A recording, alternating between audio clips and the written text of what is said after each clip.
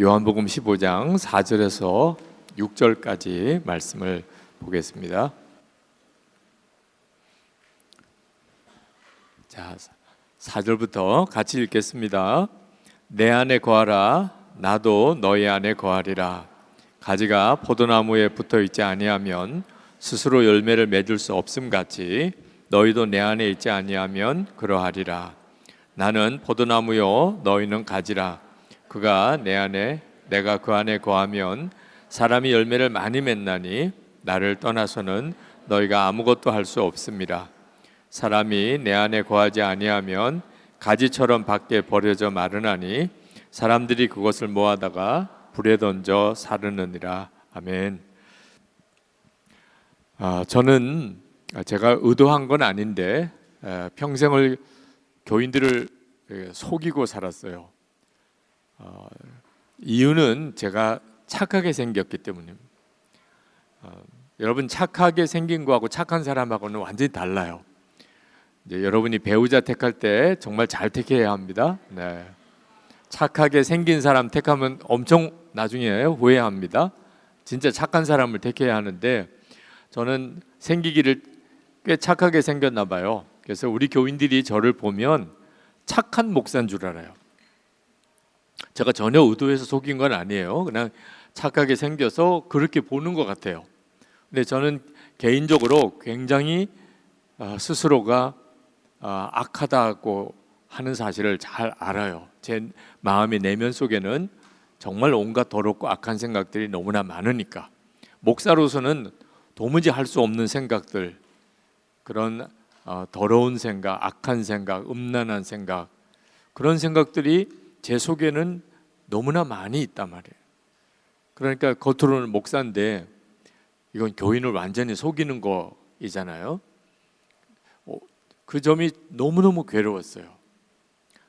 여러분은 위선자가 겪는 고통을 아시나요? 사람들 앞에서는 괜찮은 것처럼 보이는데 실제로 자기 속은 온갖 더러운 것으로 가득 차 있는 그런 사람이 겪는 내적인 고통.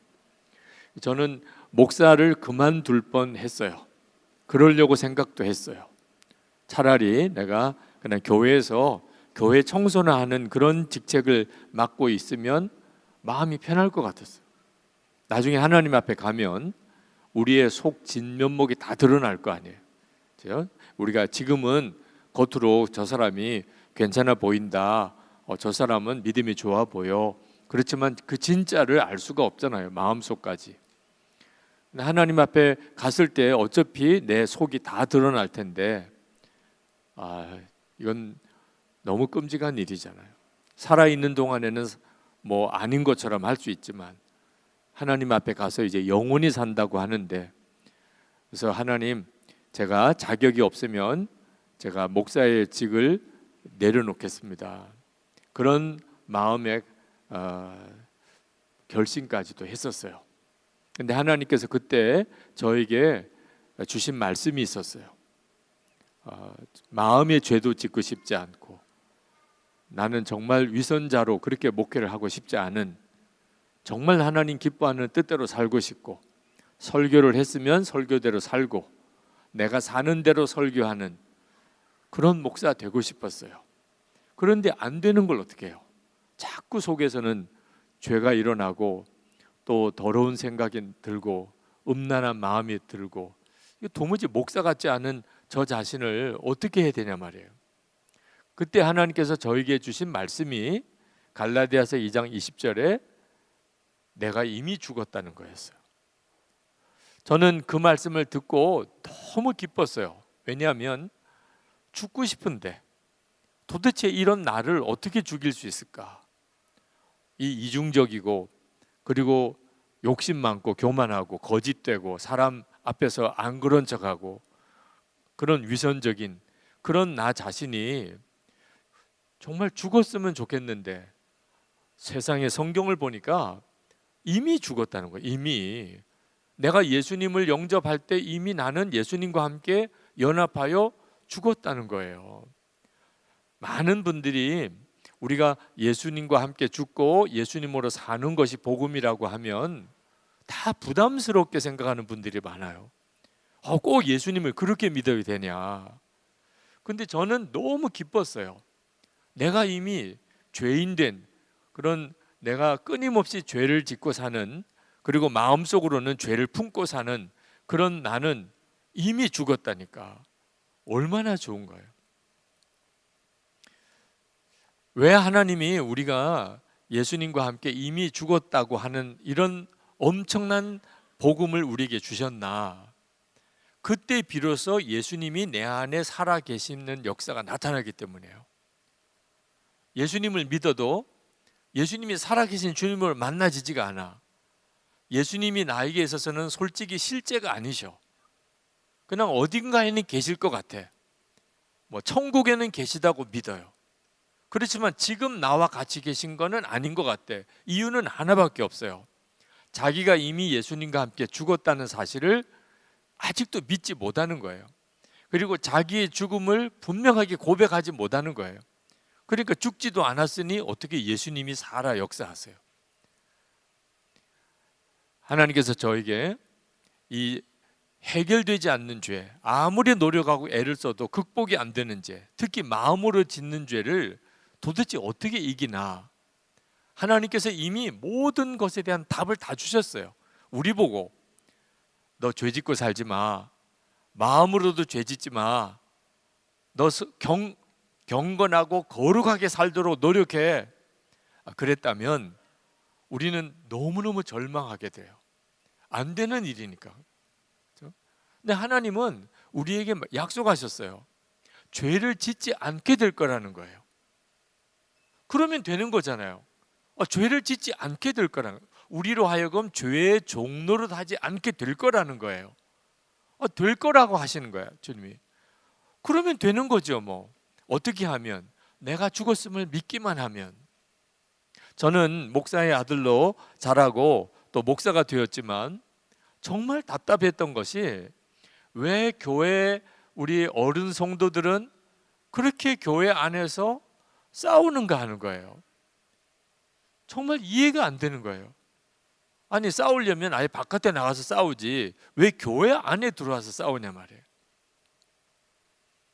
저는 하나님도 믿었고, 그리고 예수님이 구주이신 것도 믿었고, 예수님이 나를 위해서 십자가에 달려 죽으심으로 내 죄가 다 사함 받았다는 것도 믿었고, 영생이 있다는 것도 믿었고, 하나님의 나라가 있다는 것도 믿었어요. 그런데 이 죄가 해결이 안 되고 사람들 사이에, 교인들끼리의 갈등과 다툼이 해결이 안 되는 거예요. 도대체 왜 이렇게 될까? 무슨 은혜를 더 받아야 되나? 성경을 더 공부해야 되나? 기도를 더 많이 해야 되나? 이유는 하나였어요. 예수님이 함께 계신 것이 믿어지지 않아서 그런 거예요.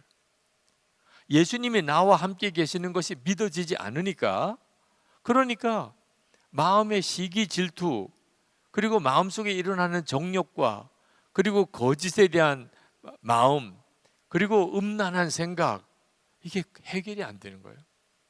여러분이 아마 어느 유명한 목사님이 어떤 스캔들로 소문이 났더라. 어떻게 그런 목사님이 그럴 수 있어? 그런 경우에는 여러분 이제는 아셔야 돼요. 왜 그 목사님이 그런 스캔들의 주인공이 됐는가? 무슨 성 스캔들도 있고, 재정적인 스캔들도 있고, 또는 뭐 거짓 학력의 스캔들도 있고, 왜 목사님이 그런 일을 하나? 하나예요. 예수님이 함께 계신 것을 실제로는 안 믿으니까 그런 거예요.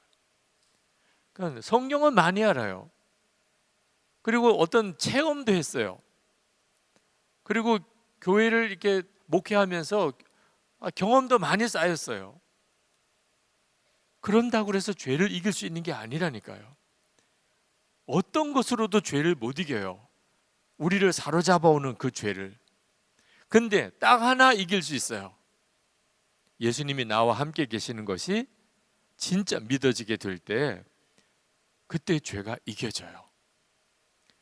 여러분, 예수를 믿으면 삶이 바뀌나? 여러분 주변에 예수 믿고도 삶이 안 바뀌는 사람들을 아마 많이 봤을 거예요. 예수 믿고도 삶이 안 바뀌는 사람들을 많이 보다 보니까 우리 마음에 예수를 믿어도 삶은 안 바뀌어, 아주 그런 이상한 믿음이 생겼어요. 그래서 그냥 그런 걸 자연스럽게 생각해요. 예수 믿어도 다 성질대로 믿는 거지, 그렇게 생각들 해요. 어느 원로 목사님이 은퇴하실 때 은퇴 예배를 드리면서 인사말을 하시면서 그런 말씀 하시더라고요. 당신이 평생 목회하면서 교인들 중에 집을 팔아서 교회에 헌금한 교인도 봤고, 땅을 팔아가지고 교회에 헌금한 교인도 봤고, 심지어 옛날에는 피를 뽑아서 팔아가지고 그것으로 헌금한 교인도 봤대. 요즘에는 그런 일이 없지만 옛날에는 매혈이라는 게 있었어요. 그런데 자기 성질을 뽑아 바친 교인은 한 사람도 못 봤다는 거예요. 여러분은 여러분의 성질을 뽑아 바쳤나요? 부모님에게 물어봐요. 엄마, 나 성질 뽑아 바친 것 같아? 예수 믿고. 예수는 믿었는데 성질은 자기 성질 그대로 가지고 있는 거예요. 이게 바로 안 죽은 거예요.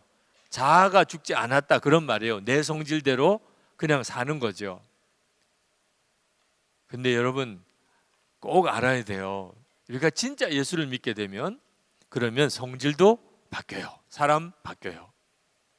만약에 어떤 사람이 예수를 믿었는데 그 사람의 성질도 안 바뀌었고 사람이 삶이 안 달라졌다, 그러면 이유는 하나예요.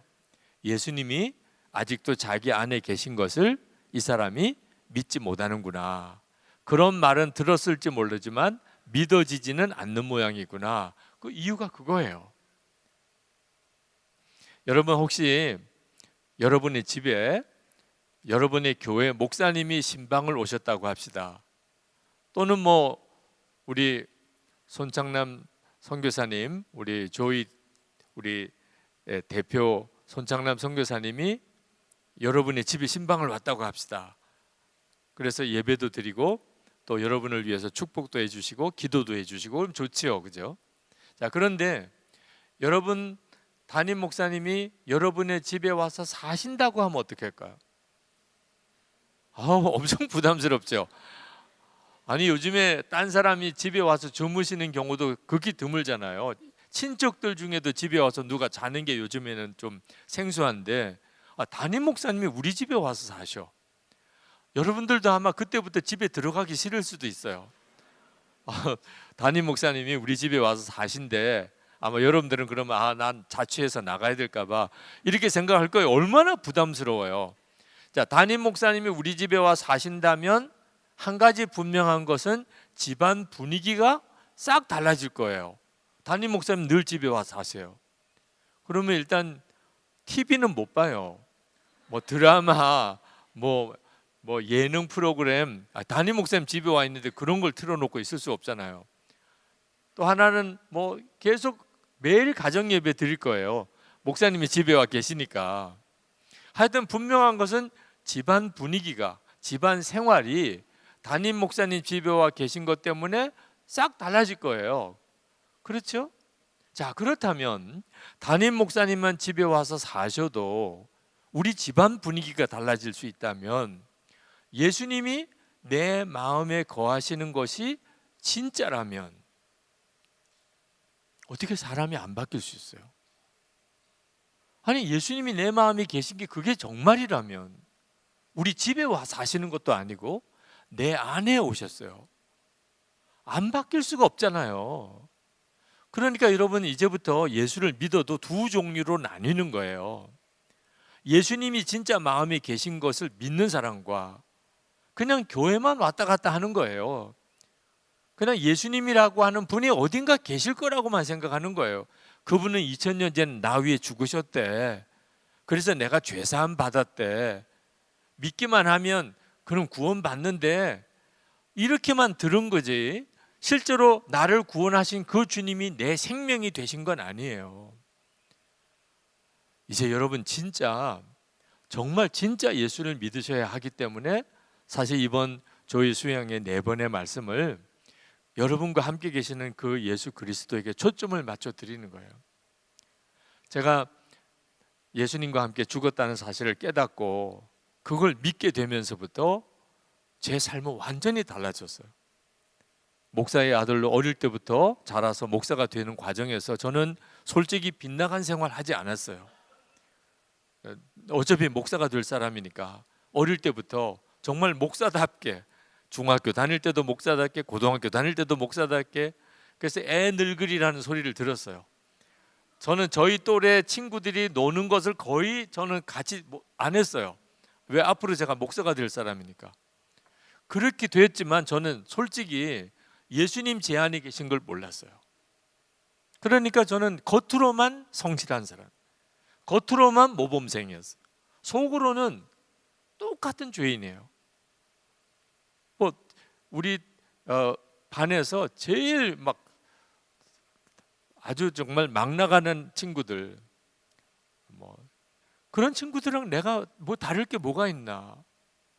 저는요, 깡패 같은 친구가 때때로는 부러울 때가 있었어요.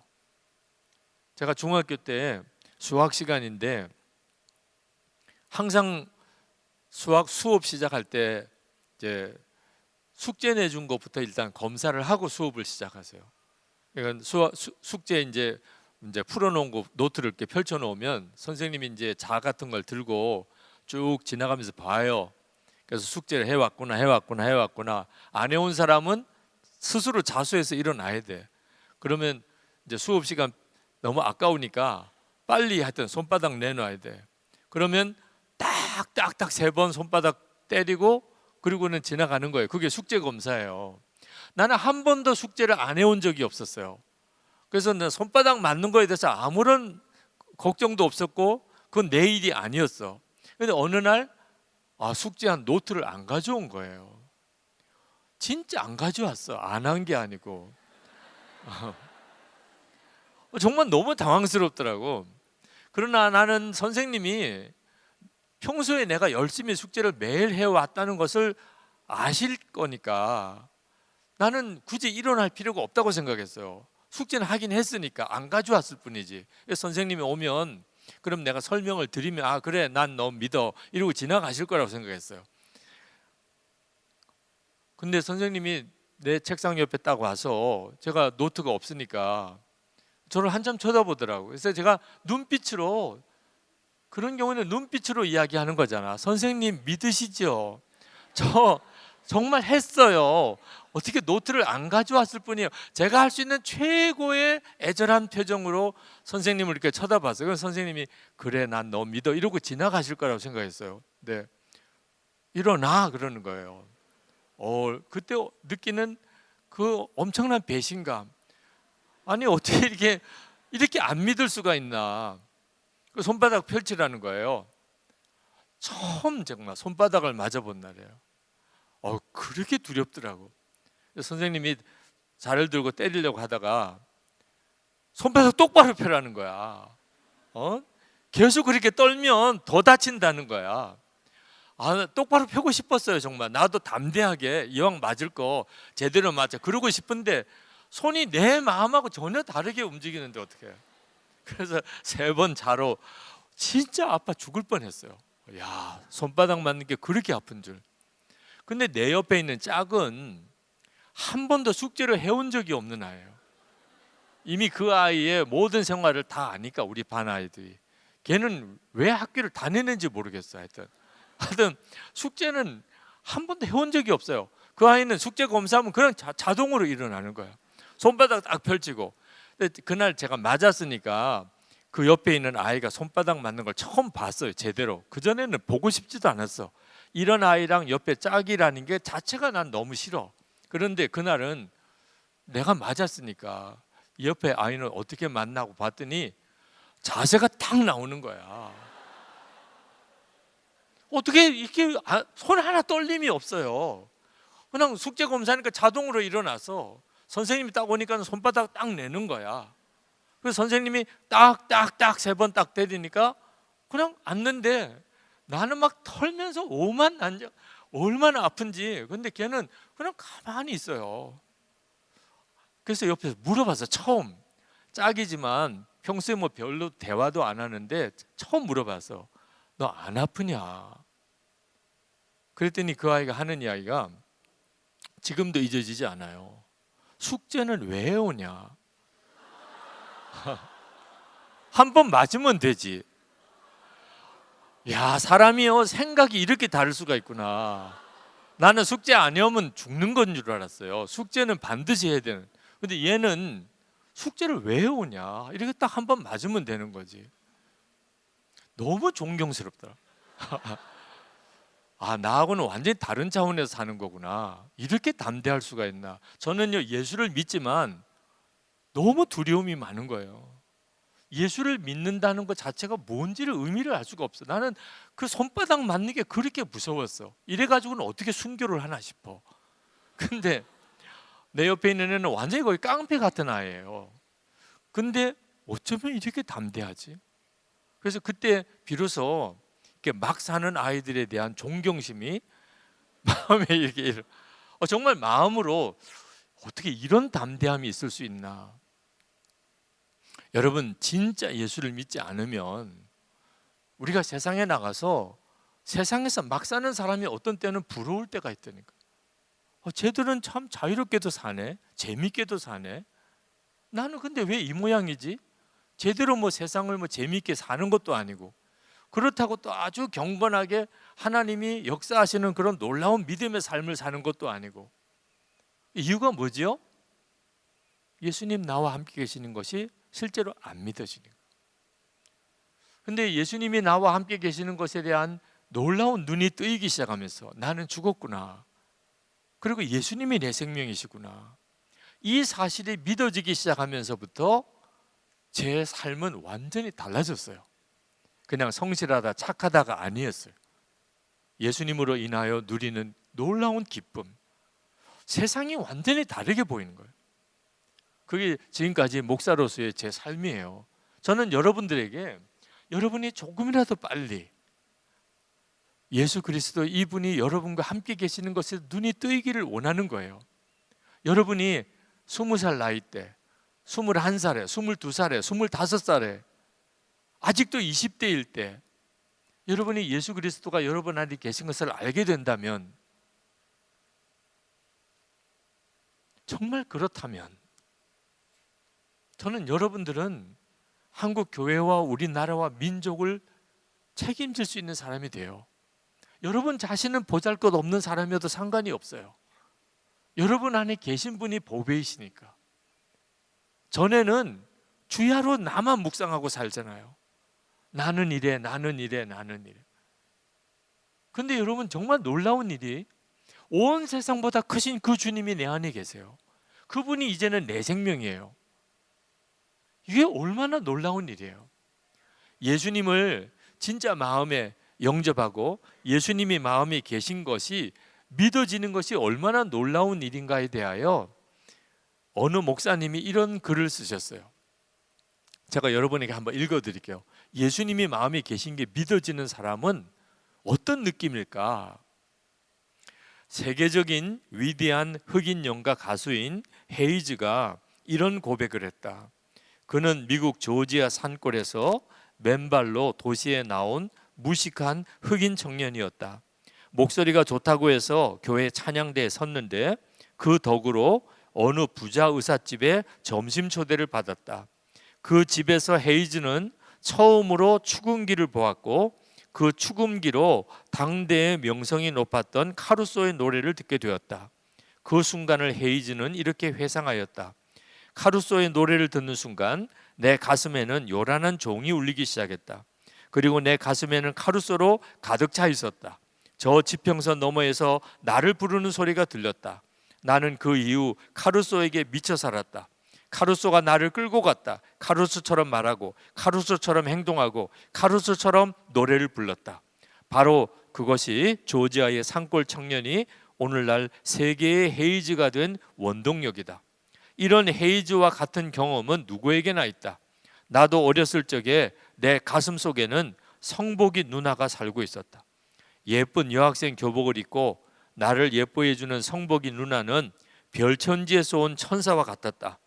그 누나에게 잘 보이려고 나는 열심히 코를 닦았었다. 그러다가 또 국민학교 5학년 때 내 가슴 속에 윤숙이가 살게 되었다. 윤숙이에게 잘 보이려고 다리 위에서 뛰어내리기도 했는데 윤숙이 때문에 공부도 더 열심히 했다. 그러다가 또 내 가슴 속에는 톨스토이가 살게 되었고 데미안이 살게 되었으며 다시 도스토옙스키가 혹은 슈바이처가 살다 가곤 했다. 참 많은 사람이 내 가슴 속에 살았었다. 지금 아내인 이내도 살았었고 또 어떤 소녀도 어떤 여인도 살곤 했다. 그러던 어느 순간인가 내 가슴 속에는 헤이지의 가슴에 살던 카루소보다 더 강한 힘찬 종이 울리게 되었고 나는 내 가슴에 새로운 주인을 맞아야만 했었다. 그는 방황하던 내 가슴에 깃발을 꽂아 주었다. 그는 목마른 내 가슴에 샘물이 되었다. 그는 아내 이내보다도 내 아이들 석경이와 뚜기보다도 더 강하게 내 삶을 이끌어갔다. 내 속에서 일어나는 수많은 욕심도 그를 바라보면 눈 녹듯이 쓰러지고 말았다. 내 속에서 번뜩이던 미움의 비수조차도 그의 말을 듣노라면 솜방망이처럼 부드러워지고 말았다. 정욕의 불길도 그의 진실 어린 눈동자 앞에서는 거룩한 감동이 되고 말았다. 더욱 놀라운 것은 그의 사랑에는 투기가 없고 그의 정열에는 나눔이 없다는 것이었다. 그는 주인이면서도 종처럼, 성자이면서도 창기처럼, 알면서도 모르는 것처럼, 내 가슴 속에 있으면서도 없는 것처럼 살아왔다. 그는 내 가슴에 살면서 내 가슴에 들어오는 모든 것을 다 보았다. 늑대가 내 가슴 속에 숨어 들어온 것을, 뱀이 넘어온 것을, 내 가슴의 어느 방에는 창녀까지도 살았던 것을 그는 다 보고 있었다. 그래도 그는 나를 기다려 주었고 그래도 그는 나를 기대해 주었다. 그렇게 많은 세월 속에서 수많은 사람이 내 가슴 속을 지나가고 나서야 나는 비로소 그를 온전히 알게 되었다. 나를 나보다도 더 사랑하는 사람, 내가 그렇게 그리워하던 발자국의 주인공, 늘 보고 있어도 보고 싶은 사람, 아, 그 이름이 예수다. 나사렛 사람 예수다. 그가 내 가슴 속에 살자 나는 하던 공부를 바꾸었다. 꿈이 바꾸어졌다. 사랑도 취미도 친구도 바꾸어졌다. 그는 그렇게 모든 것을 바꾸는 혁명가이기도 했다. 그러므로 오라. 이대로는 안 되겠다고 하는 사람은 오라.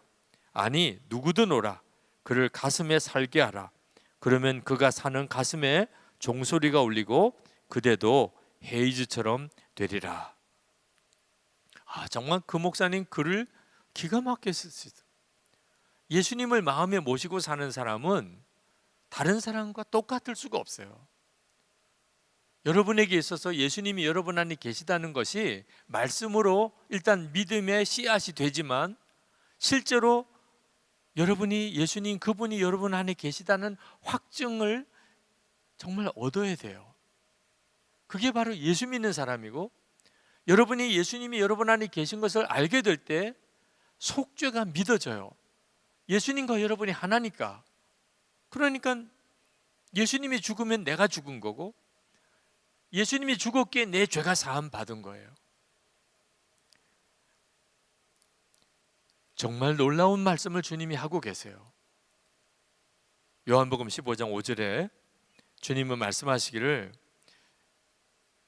예수 그리스도께서 우리의 포도나무가 되시고 우리는 그의 가지라는, 그가 내 안에 내가 그 안에 거하면 사람이 열매를 많이 맺는다. 나를 떠나서는 너희가 아무것도 할 수 없습니다. 이건 예수님이 하신 약속이에요. 여러분이 예수를 믿으면 이 약속이 여러분에게 그대로 이루어진 거예요. 그런데 안타깝게도 많은 사람이 예수님이 내 안에 계시다는 그 놀라운 체험을 실제로 누리고 살지 못해요. 분명히 주님은 그렇게 말씀하셨는데 이유가 있어요. 오늘 밤에 그 말씀을 여러분과 나누려고 하는 거예요. 예수님이 진짜 내 안에 계시는 그 역사는 하나 조건이 있어야 돼요. 그 조건이 이루어져야 돼요. 그 요한복음 15장 4절에 주님이 먼저 내 안에 거하라. 그러면 나도 너희 안에 거하리라. 그러니까 우리가 예수님이 내 안에 거하시는 이 놀라운 은혜를 누리고 살려면 먼저 해야 할 일이 있는데, 우리가 예수님 안에 거하는 거죠. 자, 예수님 안에 거하는 건 어떻게 하는 거죠? 예수님 안에 거한다는 것은 우리가 늘 말씀 묵상을 하고 또 늘 기도 생활에 힘쓰는 것을 의미하기도 해요. 우리가 지금 알고 있는 예수님 안에 거하는 생활이 말씀 묵상을 매일 하는, 늘 말씀으로 큐티 생활하는 거, 그리고 기도 시간을 매일 갖고 있는 거예요. 그게 예수님 안에 거하는 아주 전형적인 생활이에요. 우리가 예수님을 눈으로는 보지 못하지만 말씀을 통해서 보아요. 그러니까 여러분 다 말씀을 읽죠. 주님이 말씀이시니까 우리가 예수님을 눈으로 못 보지만 지금 주님의 말씀을 볼 수도 있고 들을 수도 있어요. 성경 말씀을 통하여. 그리고 기도 생활을 통하여 주님과 개인적인 교제를 나누게 돼요. 그러니까 말씀 묵상과 기도 생활이 주님 안에 거하는 생활이에요. 그렇지만 말씀과 기도 생활 그 밑바탕에 가장 중요한 것이 하나 필요한데, 그것이 뭐냐면 예수님에게 여러분의 삶을 완전히 맡기는 거예요. 자, 여러분 기차를 타면 기차에 여러분을 완전히 맡기죠. 네, 기차 타면 그냥 여러분은 자리에 앉아 있기만 하면 기차가 여기서 여수로 데려다주고 목포로 데려다주고 부산으로 데려다주고 하잖아요, 그죠? 그게 기차 안에 있는 거잖아요. 자, 여러분이 비행기를 탔어요. 그러면 여러분은 좌석에 안전벨트하고 앉아 있기만 하죠. 그러면 비행기가 여러분의 목적지로 뭐 방콕으로, 저 미국으로, 호주로 데려다 주잖아요. 예수님 안에 거하는 거 똑같아요. 여러분 자신을 완전히 주님께 드리는 거예요. 말씀과 기도 생활은 그 전제 속에서 필요한 거예요. 여러분이 말씀 묵상을 하고 또 늘 기도 생활하는 것은 전제가 필요한 거예요. 말씀 묵상을 하고 기도 생활을 해도 예수님 안에 거하지 않을 수 있는 사람이 있다는 거예요. 예수님에게 나를 온전히 드리지 않았어요. 그건 예수님 안에 거하는 게 아닌 거죠.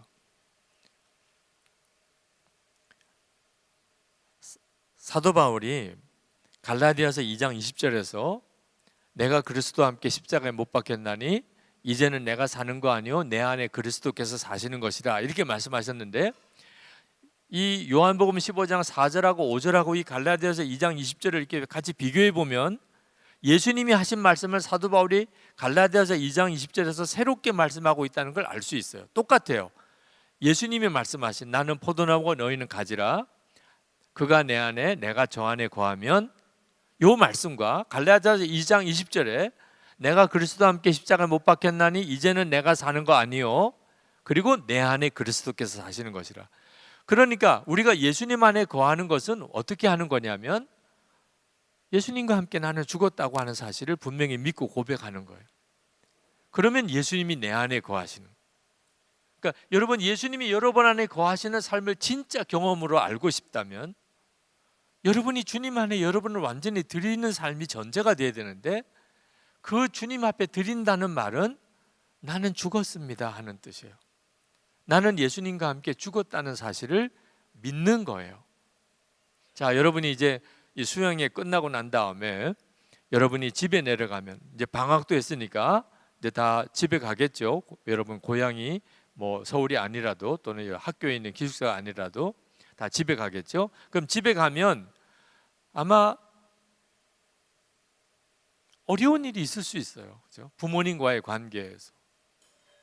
그죠? 뭐 공부를 잘했냐 못했냐, 장학금을 받았냐 못 받았냐, 뭐 여러 가지. 또 집에 가면은 이상하게 부모님과 이상하게 뭔가 자꾸 트러블이 생기죠.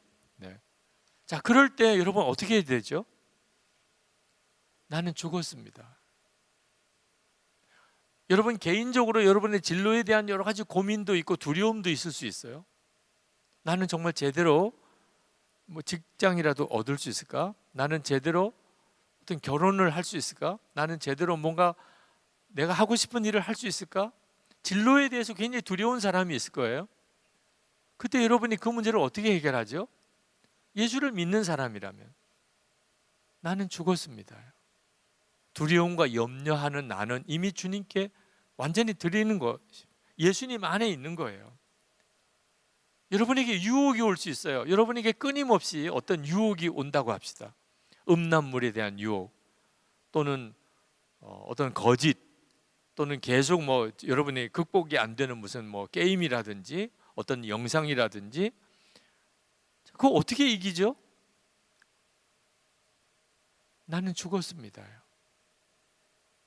이게 예수님 안에 거하는 거예요. 여러분이 할 수 있는 것은 그거밖에 없어요. 그 다음에 주님이 하세요. 여러분이 여러분의 죽음을 받아들이면, 나는 이제부터 예수님 안에 거할 거야. 이제는 예수님께 내 인생을 다 맡기는 거예요. 기차를 탔으면 기차에게 여러분 종착역까지 맡기잖아요.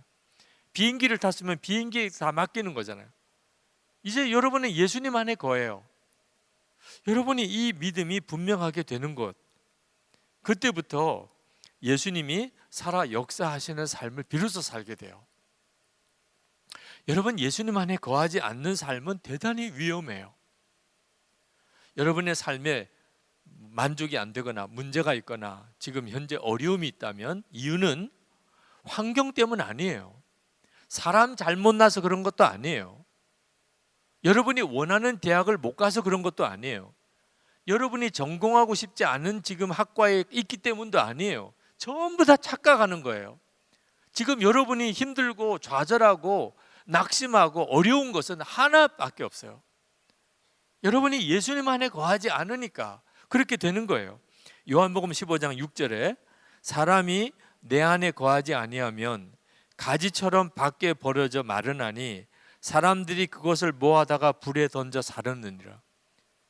사람이 내 안에 거하지 않으면 그러면 말라 비틀어지게 돼 있다는 거예요.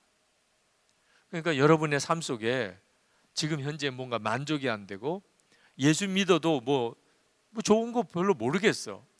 나 예수 믿고 교회 다니고 그래 신앙생활을 하긴 하지만 내 삶에 진짜 기쁨, 감격, 놀라우신 어떤 변화 또는 승리의 삶, 성경에 약속되어진 모든 말씀들이 왜 내게는 이루어지지 않냐 말이에요. 왜 나는 계속 좌절만 겪게 되고, 나는 왜 이렇게 못난 삶만 살게 되고, 왜 나는 이렇게 너무너무 비참한 삶을 사는 거야. 다른 사람은 부러워 죽겠어.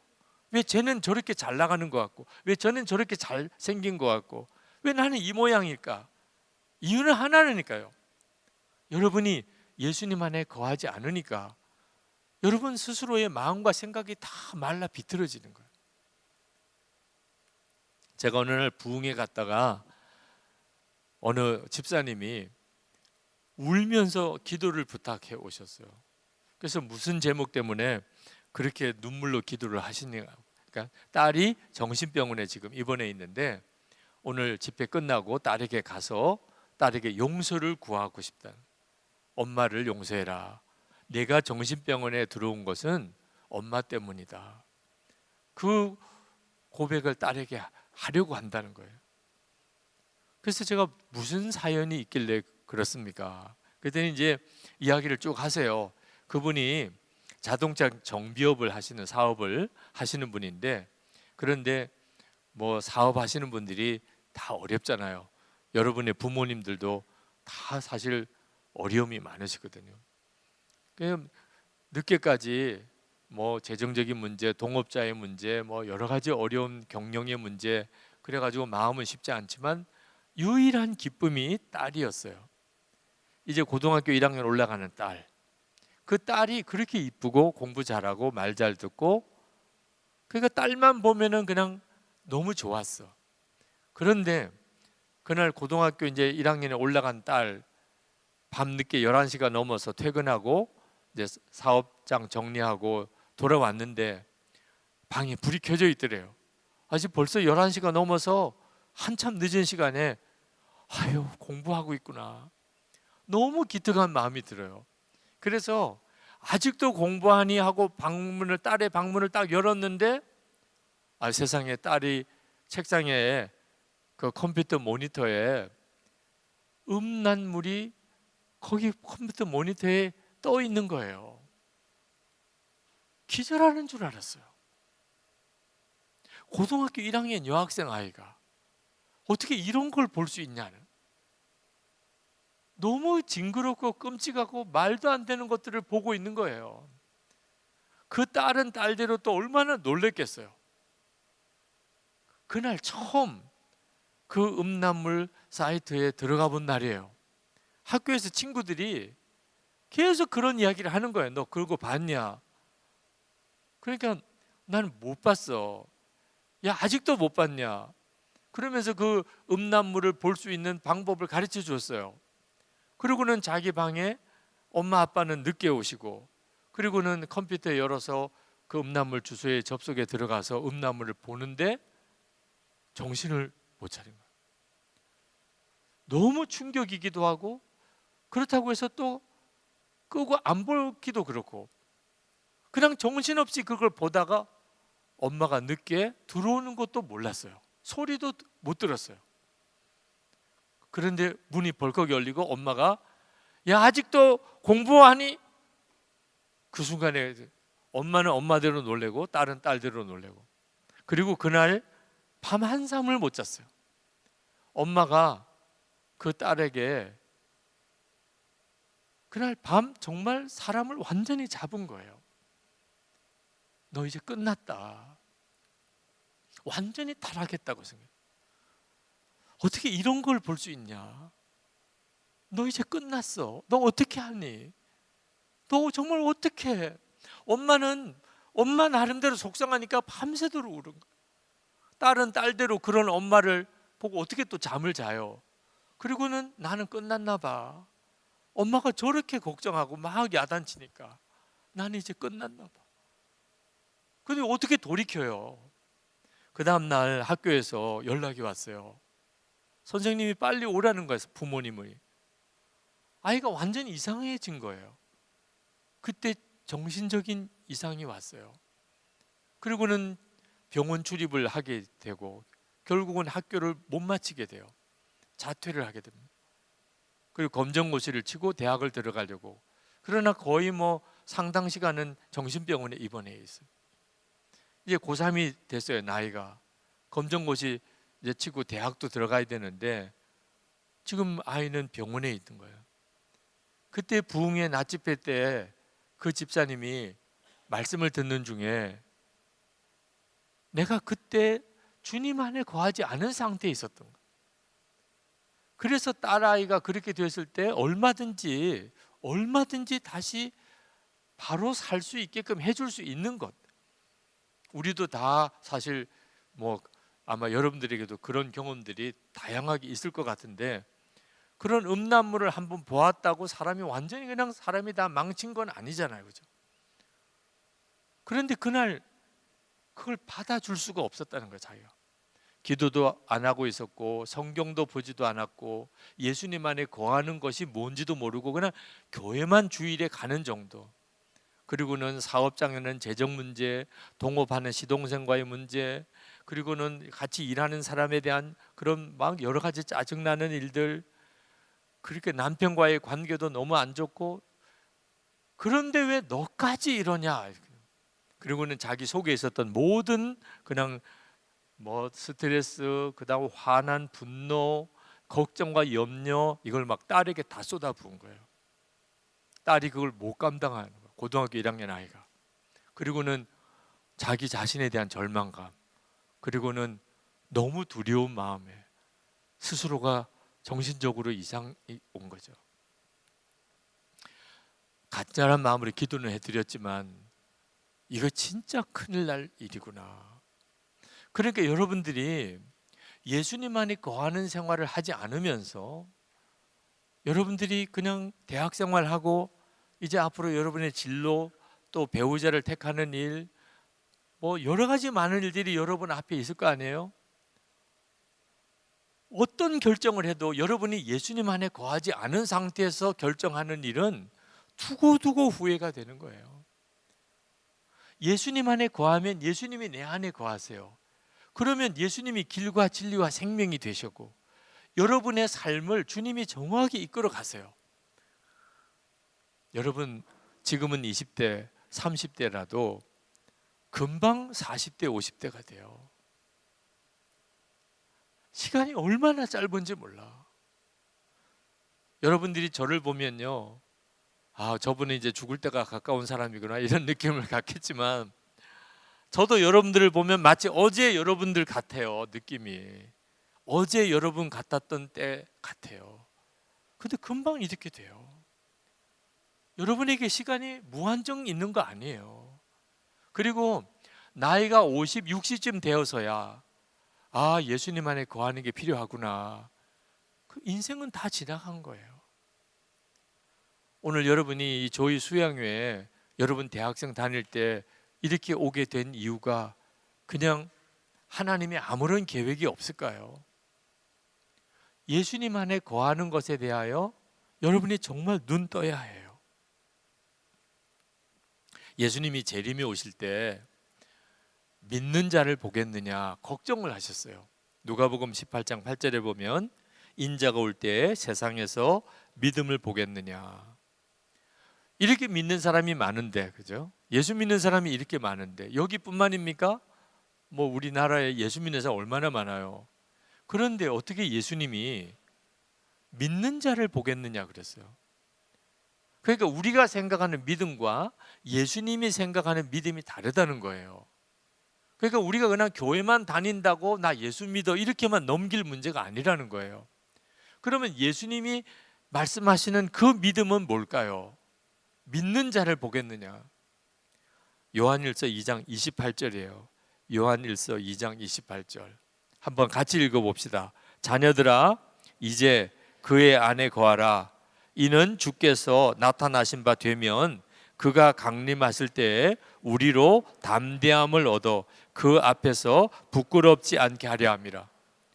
예수님이 오실 때, 주님이 재림에 오세요. 근데 둘로 나뉘어요. 주님이 재림에 오시는 주님 앞에 담대하게 나가는 사람이 있고, 주님이 재림에 오실 때 뒷걸음질 치는 사람이 있어요. 우리 중에 그렇다는 거예요. 우리 중에. 여러분, 예수님이 재림에 오실 때 예수님이 너무나 친밀하신 주님이실 것 같아요? 아니면 낯선 주님일 것 같아요? 아, 저분이 예수님이시래. 아, 저분이 예수님이셔? 주님 하고 이렇게 달려가게 될 것 같아요? 아니면 저분이 예수님이래. 근데 주님이 싹 돌아보세요. 그러면 여러분도 이렇게 싹 눈 마주치기가 너무 겁나. 혹시 주님이 나 모르시면 어떡하지? 너 누구냐? 이렇게 나오시면 어떡해요? 나는 주님이시라고 알아봐도 주님이 나를 모르면 어떡해? 여러분, 예수님이 여러분을 알아보실 것 같아요? 그런 자신이 있어요? 어디서 그런 자신이 나올 수 있을까요? 예수님 내 안에 계신 게 믿어진 사람.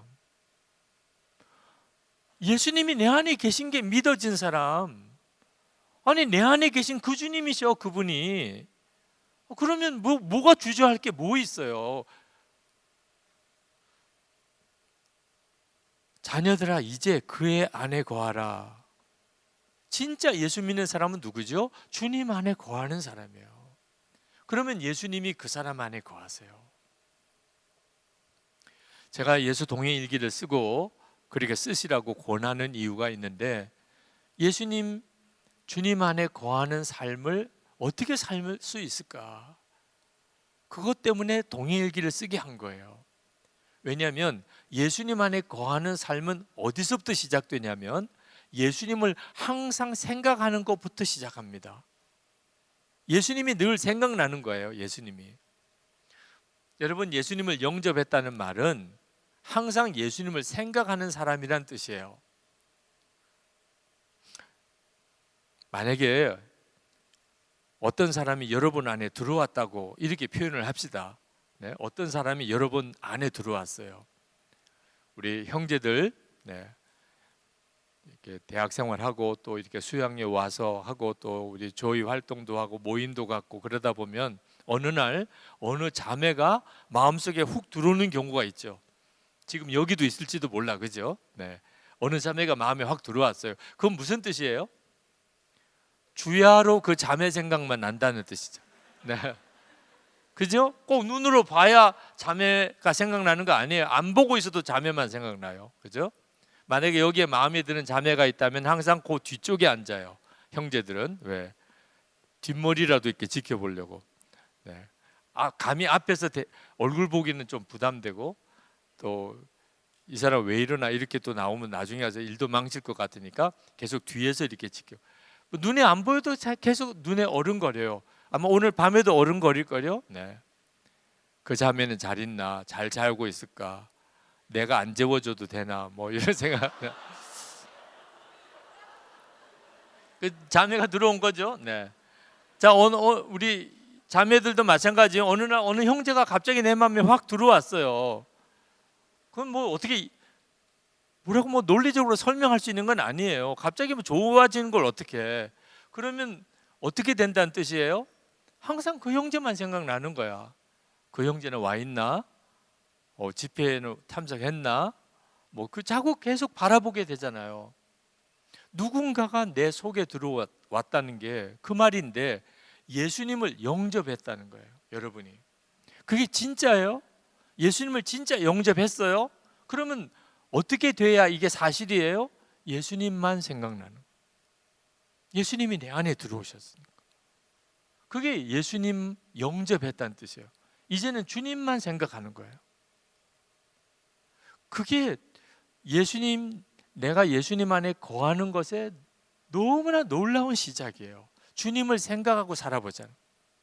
그래서 우리 부목사님들하고 예수 동행일기를 쓰기로 했어요. 우리가 항상 주님을 생각하며 살아보자. 근데 처음에는 동행일기를 같이 쓰자고 하니까 부목사님들이 너무 난감해해요. 담임 목사님하고 일기 같이 쓰자니까. 이제는 사임할 때가 됐나, 꼭 이런 표정이에요. 그러다고 또 사임하기도 그렇고, 그러니까 정말 엉거주춤 억지로 일기를 쓰기 시작을 같이 했어요. 처음에는. 그게 13년 전이에요. 지금 13년이 지나고 난 다음에 너무나 놀랍게 바뀌었어요. 예수님이 우리와 함께 계시는 것이 너무나 놀랍게 믿어지는 거예요. 근데 처음에는 그러지 않았어요. 처음에 우리의 목표가 뭐였냐면 아침에 눈을 뜰 때 예수님 부르는 거예요. 여러분, 예수님이 여러분의 마음에 계시면 그러면 아침에 눈을 뜰 때 주님께 인사부터 해야죠. 지금 여러분이 이렇게 같이 숙소에서 같이 잠을 자잖아요. 아침에 눈을 뜨면 서로 인사해요, 안 해요? 잘 잤어? 뭐 이렇게라도 하잖아요. 잘 잤니? 너 어제 코 많이 골더라? 네. 건강은 괜찮니? 뭐 하여튼 이렇게, 아니 같이 잤으니까 아침에 눈 뜨면 서로 얼굴 봤는데 서로 모른 척 할 수는 없잖아, 그지? 자, 예수님 여러분 마음에 계시다니까요. 그러면 오늘 여러분이 잘 때 주님은 뭐 하실까? 여러분 자는 걸 보는 거예요. 우리 주님이 여러분을 오늘 잘 때 여러분을 지켜보시는 거예요. 여러분 안에 계시니까. 여러분 집에 조카들, 어린 조카 자는 거 본 적 있어요? 얼마나 귀여워요. 그죠? 갓난 애기인데 정말 여러분 뭐 아마 다 어린 아기 본 기억이 있을 거예요. 주님이 여러분을 꼭 그런 눈으로 본다니까. 얘는 자는 것도 너무나 이쁘다. 목사님, 제가 나이가 지금 몇인데 우리 주님이 보시는 눈에는 여러분은 정말 애기라니까요. 자는 것도 너무 이쁘다. 수영회까지 왔으니 우리 주님이 얼마나 기쁘겠어요. 그죠? 자, 그러면서 여러분이 자다가 아침에 눈을 딱 떴어요. 여러분, 어린 애기 자다가 눈 뜰 때 어떤 느낌이에요? 얼마나 좋아요. 아니, 애기가 깨면요 온 집안에 뉴스라니까. 야, 얘 깼다. 엄마, 얘 깼어. 뭐 언니, 얘 깼어. 온 집안에 뉴스예요. 그러면 또 다 와서 봐요. 그 깬 아기를 보러 온 거예요. 깨서 눈을 뜨고 있는 그 모습이 얼마나 귀여워요. 우리 주님이 내일 아침에 여러분이 눈 뜰 때 그렇게 하신다니까. 여러분을 볼 때 얼마나 기쁜지, 얼마나 놀라운지. 근데 여러분 그때 어떻게 해요? 주님 저 밤새도록 지켜보셨죠? 주님, 이렇게 주님을 부르고 주님께 인사하세요? 오늘 아침에 어떻게 하셨어요? 주님은 그렇게 밤새도록 지켜보면서 언제 깨냐, 얘 언제 깨냐 그러고 있는데 눈을 떴어요. 주님은 너무 반가워요. 얘 깼구나. 그런데 여러분은 화장실로 그냥 가버렸어. 우리 주님 얼마나 뻘쭘해요. 밤새도록 지켜보았는데. 그게 지금 우리들이라니까요. 그래서 우리 부목사님들하고 우리 하나 믿음 실험을 해봅시다. 아침에 눈을 뜨면 예수님부터 부르는 거예요. 주님, 주님, 예수님 이렇게 불러보는, 진짜 내 안에 계시다는 걸 믿으면. 근데 그게 안 되는 거예요. 예수님을 언제 생각했습니까? 아이고, 아침에 교회 나올 때 생각했습니다. 새벽기도 가서 생각했습니다. 근데 어느 목사님이 동행일기를 쓴 거예요. 그 일기에 8일째 되는 날, 2011년 1월 8일, 자면서 잠깐 잠이 깼다. 그때마다 그냥 예수님 생각이 났다. 아침에 일어나서도 예수님 생각이 가장 먼저였다. 세상에 이런 일이 다 있네. 목사님 자신이 놀랐어요. 동일기를 쓰기 시작한 지 8일째 되는 날, 정말 아침에 눈 뜨자마자 예수님 생각부터 났어요. 우리가 예수님을 진짜 마음에 영접했다, 내 안에 계시다고 한다면 적어도 이것부터 시작을 해야 되는 거 아닌가. 그게 계속 주님을 생각해 보자, 내가 오늘 얼마나 주님을 생각하고 살았는지를 매일 점검해 보자, 그러면서 동행일기를 쓰게 되면서부터 일어난 변화예요. 예수님이 나와 함께 계시다는 게 점점 믿어지기 시작하니까 말 달라지고 행동 달라지고 삶 전체가 달라지고, 그게 지금 제가 하고 있는 예수 동행 운동이에요. 저희 교회 젊은이 청년들이 뭐가 제일 고민스러운가를 이제 익명으로 쭉 이렇게 설문조사를 했더니 음란물이 제일 자기가 신앙적으로 좌절을 느끼는 거래요. 교회 열심히 나와요. 교회에서 책임도 잘 맡고 있고 청 믿음도 좋고 기도도 많이 하고, 그런데도 음란물을 끊지 못하는 거예요. 혼자 있으면 음란물 사이트에 들어가서 음란물을 보고, 그러니까 얼마나 마음이 괴로워요. 솔직히 그런 이야기를 하더라고요. 그래서 우리가 예수님이 진짜 내 마음에 계신 게 믿어지면 어떻게 음란물을 볼 수 있겠냐. 여러분 중에 정말 음란물을 끊기를 원하는 사람이 있으면 우리 일기를 같이 나누고 살아보자. 자, 음란물 중독에 빠진 사람 모이시오. 난 몇 사람이 나올까 싶었어요. 아무리 그래도 그게 공개하기는 정말 그렇잖아. 근데 8명이 왔어요. 8명이. 물론 더 많았겠지만 진짜 끊고 싶다. 더 이상 음란물을 보면서 신앙생활하고 이렇게 살고 싶지 않다는 거예요. 그래서 우리 그러면 매일 예수님을 생각하는 것을 점검하는 일기를 같이 나눈 방에서 일기를 같이 나누면서 살았어. 솔직하게 우리가 음란물에 대한 유혹이 왔거나 넘어졌거나 하면은 같이 나누고 지내자. 서로가 다 그 문제를 가지고 있으니까 뭐 부끄럽다 뭐 할 것도 없는 거죠. 자, 그러면서 이제 일기를 나누다 보니까 진짜 정말 너무나 비참하게 무너져 있는 거예요. 예수를 믿으면서도 그런 거예요. 실제로는 죄의 종이에요. 안 볼 자유가 없는 것처럼 사는 거죠.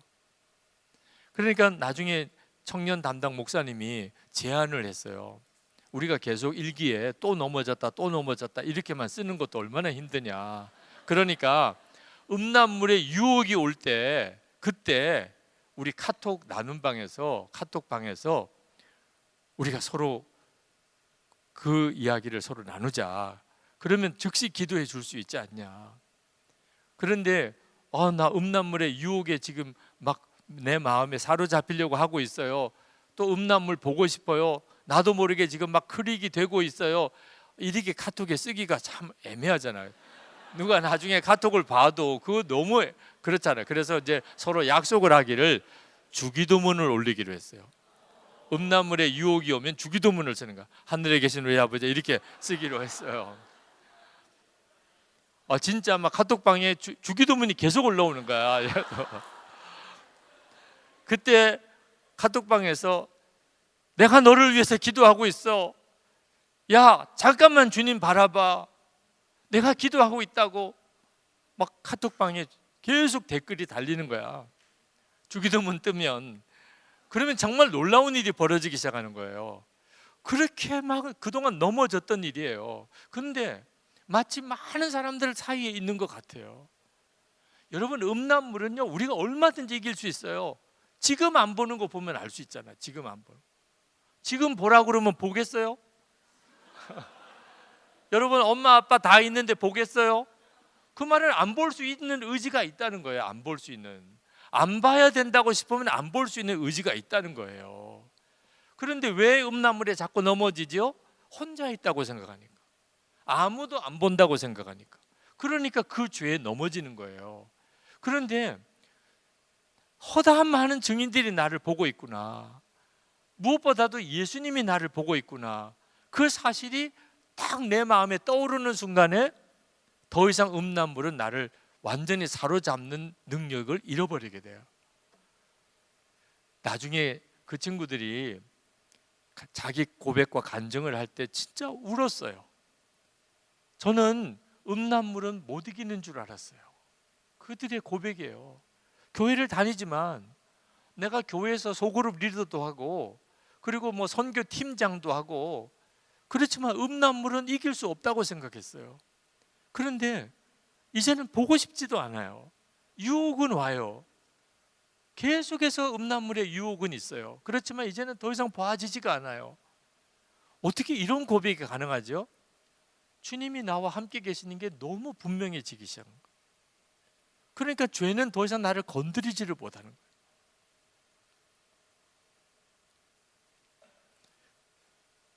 지난 5월에 제가 대만에 동행 세미나를 갔었는데 그때 대만 간 첫날 꿈을 꿨어요. 제가 대만 목회자들 앞에서 목회자들과 성도들이 모인 연합 집회에서 제가 설교를 하는 꿈을 꿨어요. 근데 제가 설교를 하면서 그 대만 목회자들과 성도들이 예수님이 마음이 함께 계시는 것을 실제로 믿지 못하는 것이 너무 안타깝더라고요. 예수님이 마음에 계신 걸 믿지 못하니까 오늘도 예수님이 나와 만나 주실 것에 대한 기대감도 없는 거예요.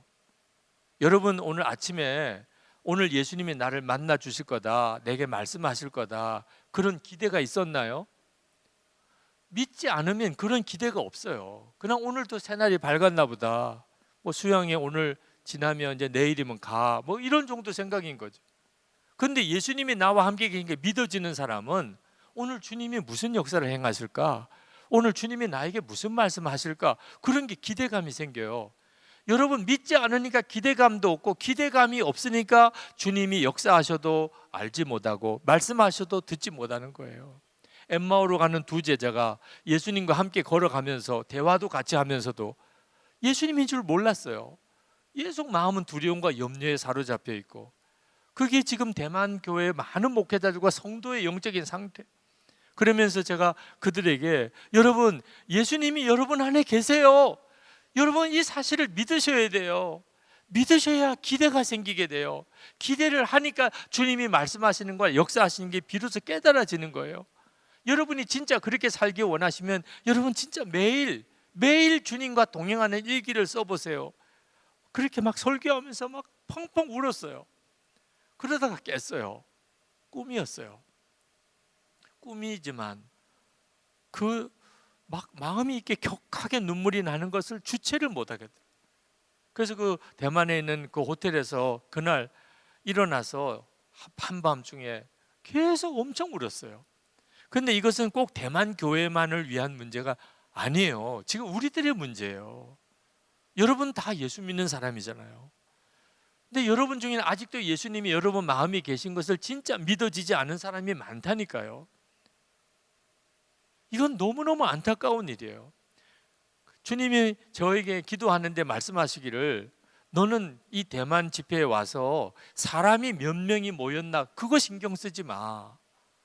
뭐 200명이 모였나 500명이 모였나 1000명이 모였나 그거 너 신경 쓰지 마. 내가 찾는 사람은 내 이름으로 모이는 두세 사람이 내가 찾는 사람이야. 내 이름으로, 다시 말하면 주님이 가라고 그래서 가고 주님이 가지 말라고 그래서 가지 않고 이럴 수 있는 사람 두세 사람만 있으면 나도 그들 가운데 있어. 이 대만 교회에 예수님이 같이 계시면 그러면 된 거죠. 그때부터 주님의 역사가 일어나는 거예요. 100명 200명 모여도 예수님을 진짜 마음에 모시고 사는 그 믿음의 눈이 뜨이지 않은 사람 200~300명 1000명 2000명이 아무 힘이 없어요. 그냥 모일 때만 거창해 보이고 대단해 보이지 끝나고 나면 아무 능력이 안 나타나. 근데 예수님이 진짜 마음이 계신 것을 정말 믿는 사람 두세 사람만 모이기 시작하면 그때부터 하나님의 부흥이 일어나는 거예요. 저는 오늘 밤에도 여러분에게 그걸 도전하고 싶어요. 저는 오늘 여러분들이 나중에 이렇게 결단하는 기도의 시간에 다 일어나기를 원하지 않아요. 물론 일어난다고 그래서 제가 말릴 건 아니지만 그냥 분위기 따라 일어나고 오늘 여기가 수련회니까 일어나야 되겠고 이렇게는 하지 마세요. 진짜 내가 예수님 안에 거하겠습니다.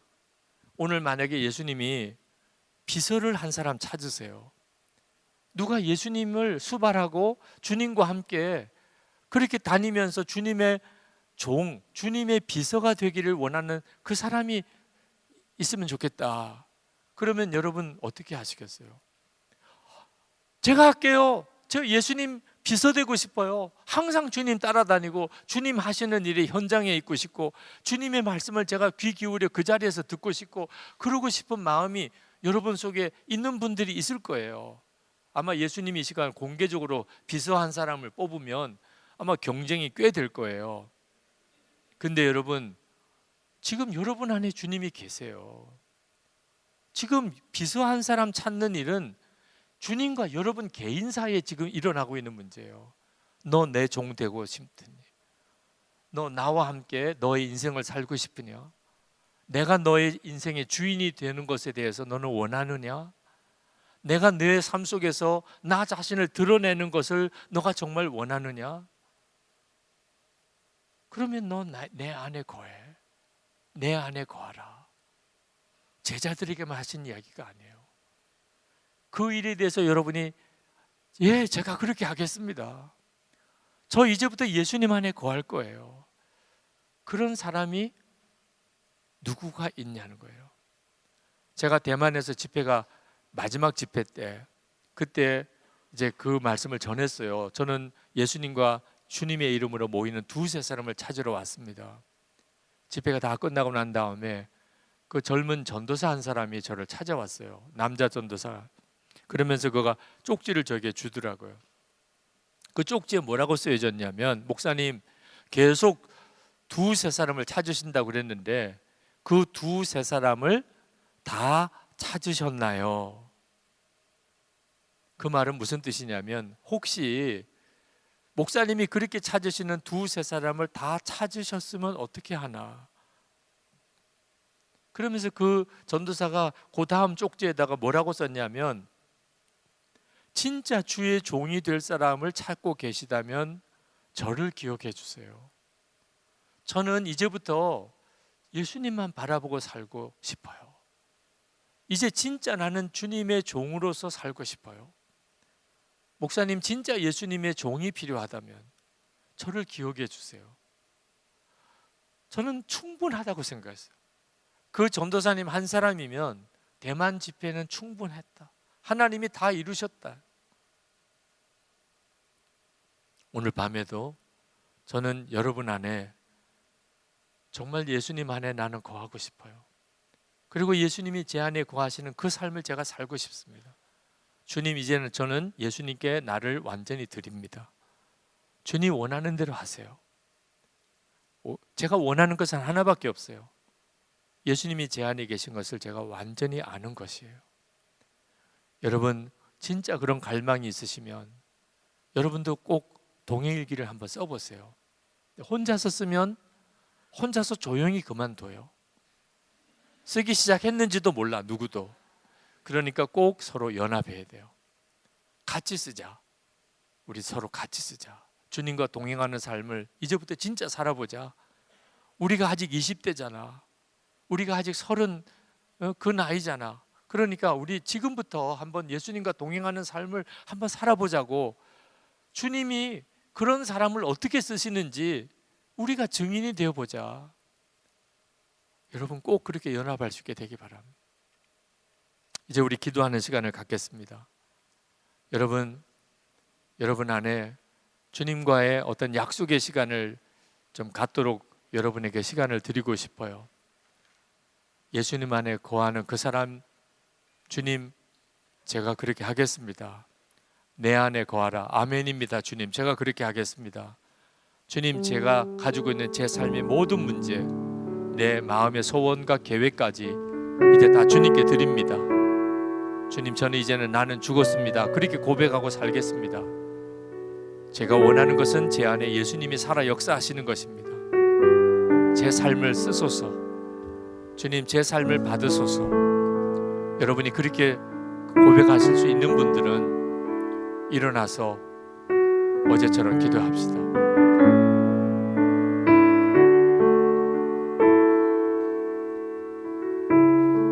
절대로 분위기 따라서 하지 마세요. 네. 뒤로 물릴 수가 없는 약속이라고 생각하세요. 주님, 제 마음은 확정했습니다. 주님, 이 길이 때때로는 고난의 길일 수도 있고 사람들에게 오해받을 수 있는 길일 수도 있고, 그렇지만 저는 이제 마음을 정했습니다. 저는 저 자신이 이 일을 이룰 수 있다고 생각 안 합니다. 주님이 역사하셔야 된다고 믿습니다. 근데 저는 주님께 완전히 저 자신을 맡깁니다. 다 드립니다. 어떻게 해야 될지 주님이 가르쳐 주십시오. 주님이 지시해 주십시오. 저는 그대로 따라가겠습니다.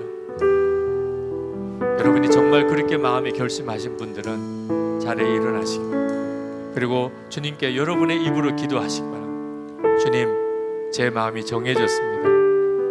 주님의 비서가 필요하십니까? 저를 사용하십시오. 주님의 종이 필요하십니까? 저를 쓰십시오. 지금도 주님이 살아계신 증인이 필요하십니까? 저를 사용하십시오. 우리 가족들에게, 우리 캠퍼스에 있는 지체들에게, 앞으로 내가 살아가는 모든 삶의 영역에서 주님, 제가 주의 종이 되기를 원합니다. 우리 간절히 기도합니다. 은혜와 사랑이 충만하신 아버지 하나님, 놀라우신 하나님의 은혜와 하나님의 역사를 인하여 아버지 하나님의 찬양하고 하나님 감사합니다.